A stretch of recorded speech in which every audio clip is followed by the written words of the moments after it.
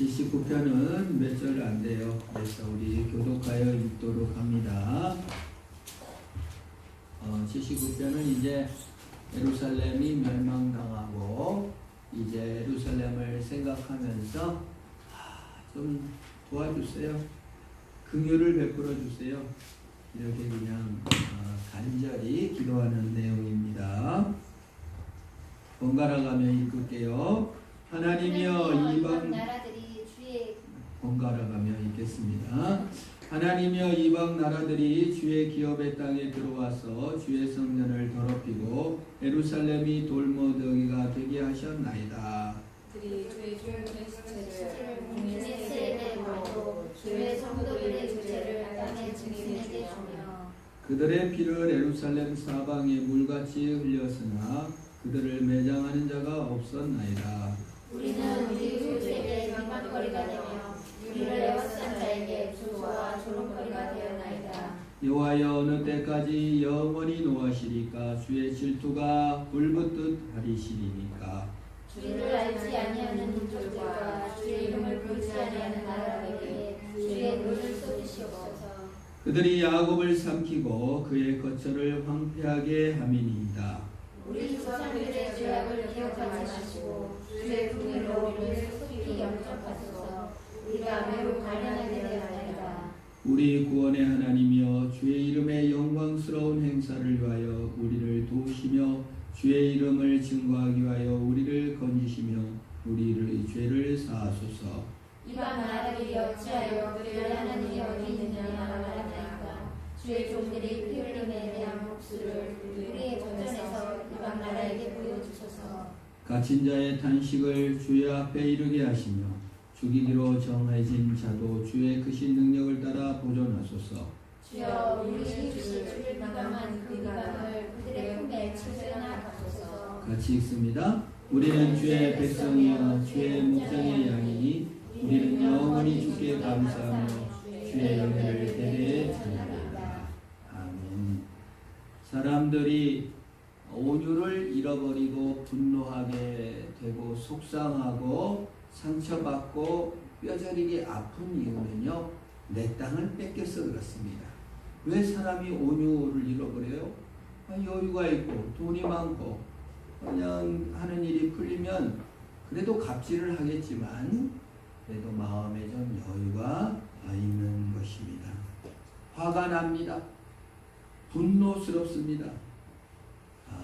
내 땅을 잃어버렸습니다. 예루살렘을 잃어버렸습니다. 사탄의 공격을 받아 너덜너덜하게 돼버리고 구차하고 구질구질하게 되었습니다. 내가 나를 다스릴 수가 없습니다. 내 분이 너무 납니다. 내가 원하는 대로 되지 못하는 것이에요. 그게 분노입니다. 내가 원하는 대로 안 돼요. 오늘 1절에 성전이 더럽히고 예루살렘이 돌무더기가 되어가지고 너무 속상하고 답답하다.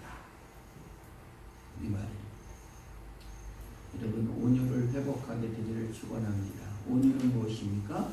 주님이 다스릴 때 온유가 있는 것입니다. 내 마음대로 이루어질 때 온유가 생기는 게 아니고 우리는 내 마음대로 이루어질 때 분이 나고 거기에 뭐가 있는 줄 알지만 사실은 주님의 땅을 주님께서 회복하시면 온유가 있는 줄로 믿습니다. 내 것인 줄 알고 내 마음대로 다스려야 되는 줄 알고 사니까 분이 나고 화가 나고 열받고 닥치는 대로 그냥 내가 실력을 행사하게 됩니다. 그러나 주님이 다스리는 줄 알고 주님이 사랑하시는 줄 알고 주님이 보호하시는 줄 알게 되면 마음에 온유가 생기고 하나님의 또 선한 뜻이 있겠지라고 주님을 기대하게 되는 줄로 믿습니다. 그걸 온유라고 해요. 자신. 얼마나 우리가 발버둥 칠 때가 많습니까? 그러나 주님께서 다스리고 계시며 또 다른 큰 뜻이 있는 것인 줄 믿습니다. 주님의 성전이 더럽혀졌고 아예 사라져버렸고 돌무더기가 되어버렸습니다. 완전 깨져버렸죠. 이스라엘은 자신의 믿음이 완전히 깨져버렸습니다. 성전은 무너지지 않는다는 신념이 있었어요. 예루살렘 성전은 무너지지 않는다. 하나님의 법궤는 깨지지 않는다. 무너져 버렸습니다. 돌무더기가 되어버렸습니다. 법궤는 어디 있는지 찾지도 못해요. 인디아나 존스에서 법궤 찾고 댕기고 예수님 성배 찾고 댕기는데요. 없어졌어요. 못 찾아요. 잃어버렸어요. 공허합니다. 마음이 뻥 뚫려버렸죠.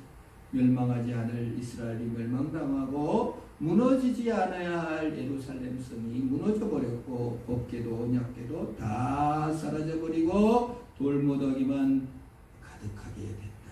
그 말입니다. 오늘 참 그것이죠. 그래서 돌무더기가 태어나이다. 종들의 시체를 새들이 먹고 주의 성도의 육체를 들의 짐승들이 파먹습니다. 너무 큰 절망입니다.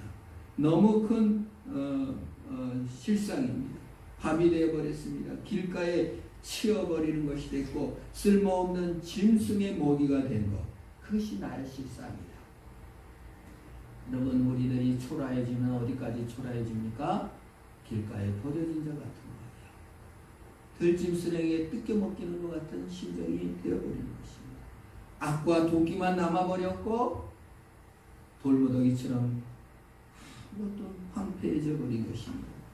하나님이 우리를 버렸다고 생각하는 것이죠. 공허한 내면을 갖게 되는 것입니다. 그런데 우리 하나님께서는 바로 그 실상을 깨달은 그 현장에 찾아오셔요. 버림받았던 그 자리에 주님께서 오셔서 내가 뜯겨 먹여야 될 살을 주님께서 뜯겨 먹여주시고 내가 흘려야 할 피를 주님께서 흘려주심으로 우리를 다시 살려주시고 야, 네가 망한 것이 네 실상이냐? 내가 대신 망해줄게. 예수님께서 망해주시고 우리의 실상을 따라 다시 분노하지 않고 더 큰 하나님의 섭리, 회복하는 섭리, 하나님의 온유한 다스림을 우리에게 주시는 줄 믿으시기를 바랍니다. 그래서 여러분, 인생의 실상을 깨달아 절망의 나락에 떨어지고 내 손으로 줄 수 없는 것임을 깨달을 때 우리는 하나님께 나아가 주의 다스림을 회복하고 온유를 회복해야 될 때가 되는 것입니다. 참 재밌는 것이죠. 그래서 3절에 그들의 피를 예루살렘의 사방에 물같이 흘렸으나 그들을 매장할 자가 없었나이다. 예루살렘의 피가 물같이 흘러 예루살렘에 아주 사면을 적성해요. 희생당할 사람만 희생당했습니다. 묻어둘 사람도 없었습니다. 무덤도 없었습니다. 어떤 의미에서 예수님께서는 그걸 다 당하셨어요. 예루살렘에서 갈보리 산에 올라가고 피를 다 흘려주셨죠.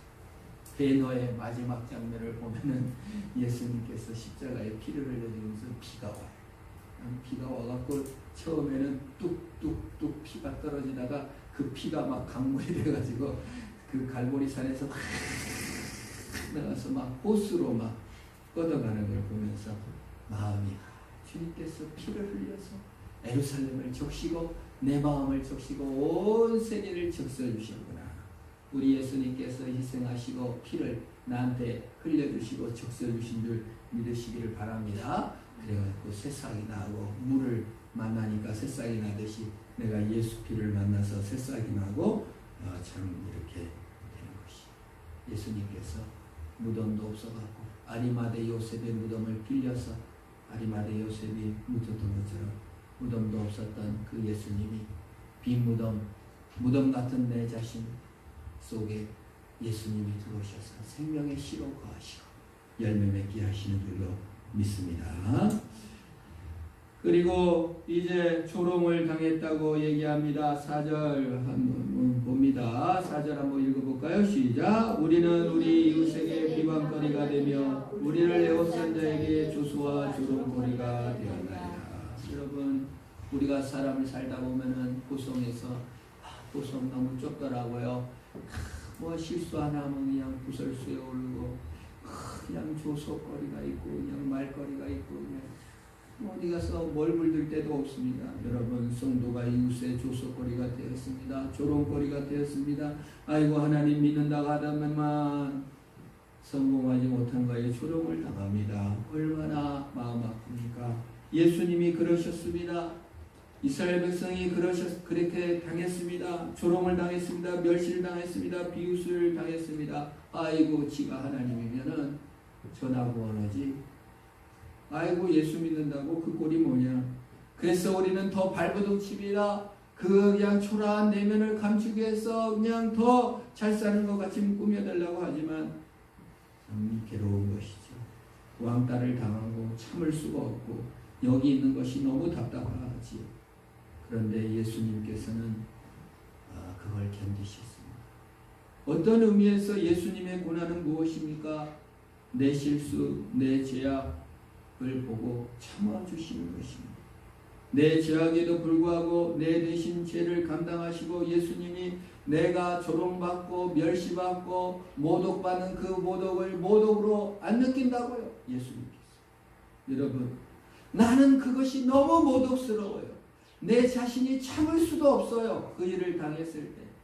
죽어버리고 싶어요. 딱 그냥 눈 감아보고 싶을 정도로 괴롭고 수치스럽고 어디에 얼굴 내기도 싫은 그것을 주님께서는 야 나는 그거 하나도 안 부끄럽다. 주님이 받아준 줄 믿으시기를 축원합니다. 여러분 그래서 예수 믿으면요 자존감이 뭐 그냥 내가 뻔뻔해지고 그냥 막 염치 없는 자가 되는 게 아니고 주님이 나를 받으셨다는 기쁨으로 인해서 내 실수와 내 연약함을 그렇게 크게 생각하지 않는 거예요. 물론 고쳐나가고 회개하고 충성스럽게 하긴 하지만 그분 안에 용서되고 씻어진 줄 믿으시기를 바랍니다. 멸시와 모독은 예수 안에 용서되고 씻어진 것입니다. 열등감과 자책은 겸손이 아니에요. 주님은 우리를 자존감을 갖고 행복하기를 원하시는 것입니다. 그것이 조속거리의 내용입니다. 5절에 여호와여 어느 때까지니까 영원히 노하시리이까 주의 질투가 불붙듯 하시리이까 고 얘기하고 있습니다. 그리고 8절에 이제 그렇게 황폐하게 된 것이 이제 8절에 어떤 기도 내용으로 바뀌는지 8절을 한번 읽어봅니다. 같이 읽습니다. 시작. 우리 조상들의 죄악을 기억하지 마시고 우리 그 일로 우리를 속히 영접하소서. 우리가 매우 가련하게 되었나이다. 여러분 지금까지 7절까지는 사실 더 자세히 설명 안 드렸지만은 망했어요. 파괴됐어요. 조롱받았어요. 피 흘렸어요. 새한테 먹겼어요. 황폐하게 되었어요. 이렇게 계속 하소연만 내 실상이 이렇습니다. 이렇게 아주 성경을 보면 참 정말 참 그렇게 자신의 감정을 리얼하게 하나님께 쏟아놓는지 몰라요. 그래서 사실 우리 아이들이 망했어요. 너무 뭐라고 할 필요도 없는 거야. 망해야 주를 바라보지. 근데 8절에 거기만 망했다고 말하고 끝나버리면 그 속상한 일이지만 8절에 우리를 속히 영접하소서.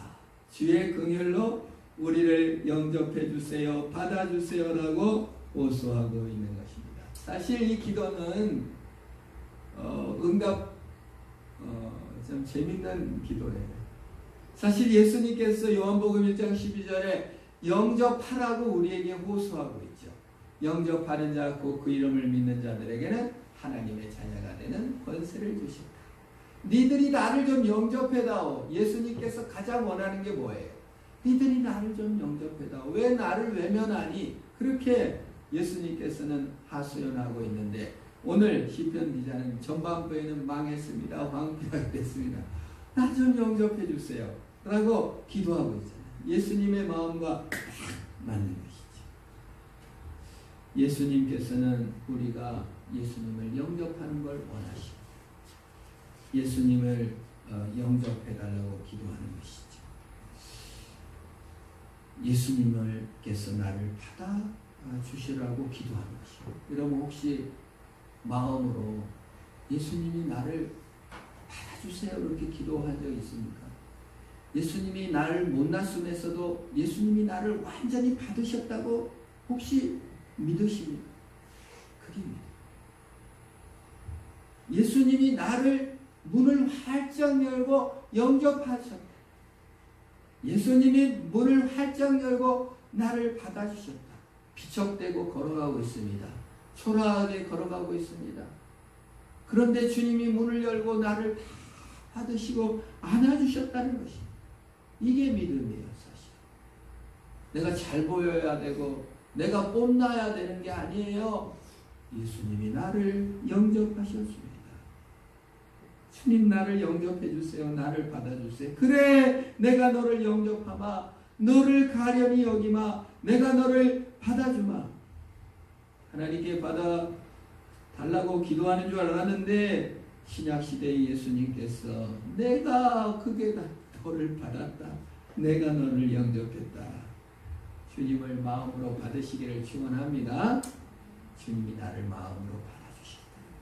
그러니까 나도 주를 바라볼 수 있는 것입니다. 그래서 참 아름다운 것이지. 9절에는 더 하나님께 감대히 기도합니다. 9절 한번 읽습니다. 시작. 우리 구원의 하나님이여 주의 이름의 영광스러운 행사를 위하여 우리를 도우시며 주의 이름의 증거를 위하여 우리를 건지시며 우리의 죄를 사하소서. 용서해 주세요. 도와주세요. 라고 기도하고 있는 것입니다. 이것이 하나님을 기쁘시게 하는 것입니다. 용서해 주세요. 도와주세요. 왜 말을 안 했니? 엄마가 걱정할까봐 말을 안 했어요. 왜 말을 안 해요? 여러분 학교에서 왕따를 당하고 따돌림을 당하고 혼자 너무 죽을 것 같은데 말을 안 해요.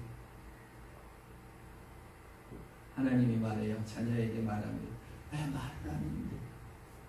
여러분 왕따를 초등학교 때 당하고 따돌림을 당하고 고통을 당하면 여러 가지 방법은 무조건 일러야 된대. 선생님한테는. 그 교실에서 최고 권력자는 선생님이라는 거예요. 아 말해도 소용 아니.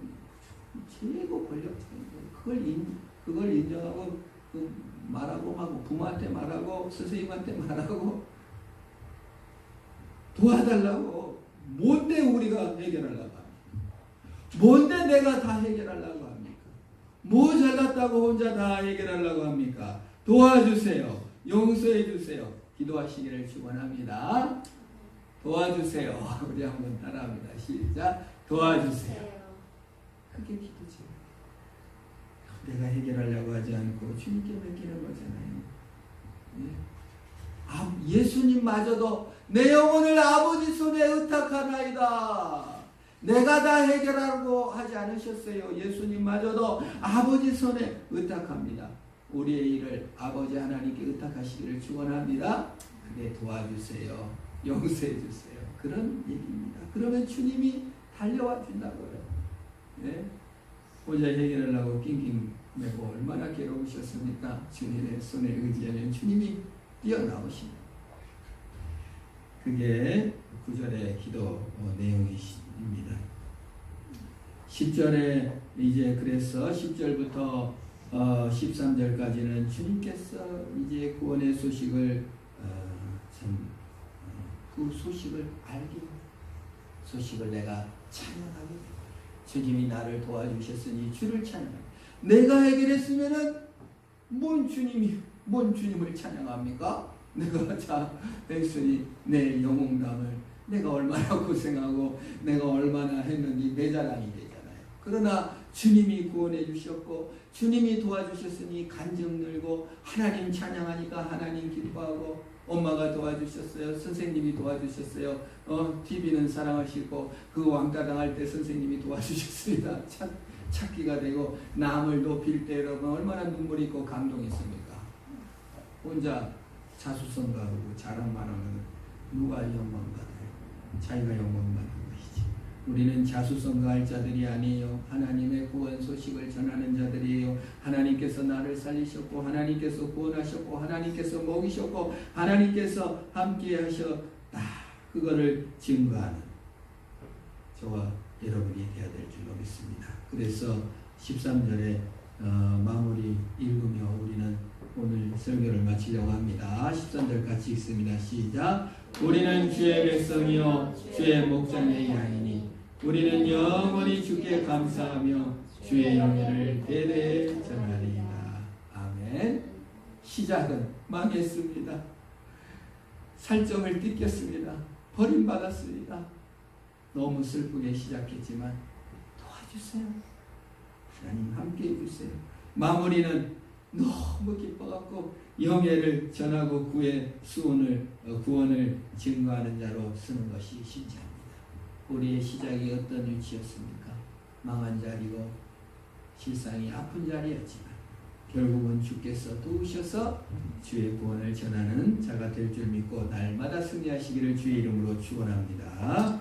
기도하겠습니다. 하나님 아버지 감사합니다. 우리의 실상이 너무 힘들고 고통스러울 그때 도리어 도와주세요, 살려주세요 간구했던 시편 기자가 주의 구원을 노래했던 것처럼 우리의 실상에서 일어나 주의 구원을 찬양하는 자로 날마다 쓰게 하여 주옵소서. 예수님의 이름으로 기도합니다. 아멘.